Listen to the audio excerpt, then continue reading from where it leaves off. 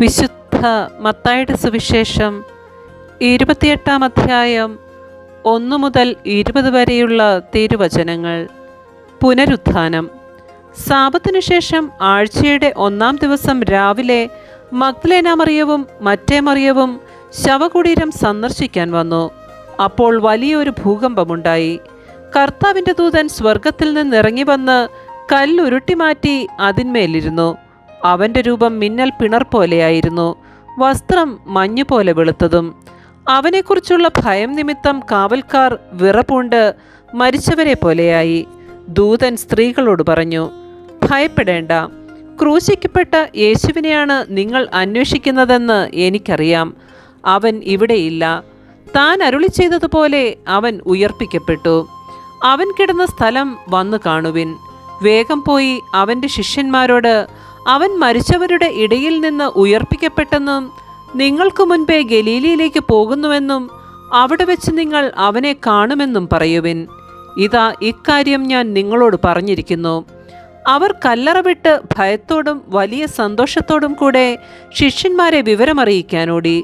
അപ്പോൾ യേശു എതിരെ വന്ന് അവരെ അഭിവാദനം ചെയ്തു. അവർ അവനെ സമീപിച്ച് പാദങ്ങളിൽ കെട്ടിപ്പിടിച്ച് ആരാധിച്ചു. യേശു അവരോട് പറഞ്ഞു, ഭയപ്പെടേണ്ട. നിങ്ങൾ ചെന്ന് എൻ്റെ സഹോദരന്മാരോട് ഗലീലയിലേക്ക് പോകണമെന്നും അവിടെ അവർ എന്നെ കാണുമെന്നും പറയുക. അവർ പോയപ്പോൾ കാവൽക്കാരിൽ ചിലർ പട്ടണത്തിൽ ചെന്ന് സംഭവിച്ചതെല്ലാം പ്രധാന പുരോഹിതന്മാരെ അറിയിച്ചു.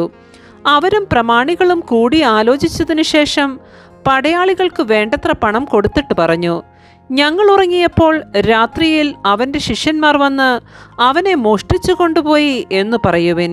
ദേശാധിപതി ഇതറിഞ്ഞാൽ ഞങ്ങൾ അവനെ സ്വാധീനിച്ച് നിങ്ങൾക്ക് ഉപദ്രവമുണ്ടാക്കാതെ നോക്കിക്കൊള്ളാം.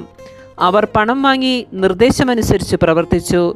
ഇത് ഇന്നും യഹൂദരുടെ ഇടയിൽ പ്രചാരത്തിലിരിക്കുന്നു.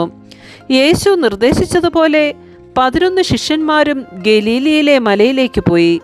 അവനെ കണ്ടപ്പോൾ അവർ അവനെ ആരാധിച്ചു. എന്നാൽ ചിലർ സംശയിച്ചു. യേശു അവരെ സമീപിച്ച് അരുളി ചെയ്തു, സ്വർഗത്തിലും ഭൂമിയിലുമുള്ള എല്ലാ അധികാരവും എനിക്ക് നൽകപ്പെട്ടിരിക്കുന്നു. ആകയാൽ നിങ്ങൾ പോയി എല്ലാ ജനതകളെയും ശിഷ്യപ്പെടുത്തുവിൻ. പിതാവിൻ്റെയും പുത്രൻ്റെയും പരിശുദ്ധാത്മാവിൻ്റെയും നാമത്തിൽ അവർക്ക് ജ്ഞാനസ്നാനം നൽകുവിൻ. ഞാൻ നിങ്ങളോട് കൽപ്പിച്ചവയെല്ലാം അനുസരിക്കുവാൻ അവരെ പഠിപ്പിക്കുവിൻ. യുഗാന്തം വരെ എന്നും ഞാൻ നിങ്ങളോട് കൂടെയുണ്ടായിരിക്കും. നമ്മുടെ കർത്താവായ മിശിഹായ്ക്ക് സ്തുതി.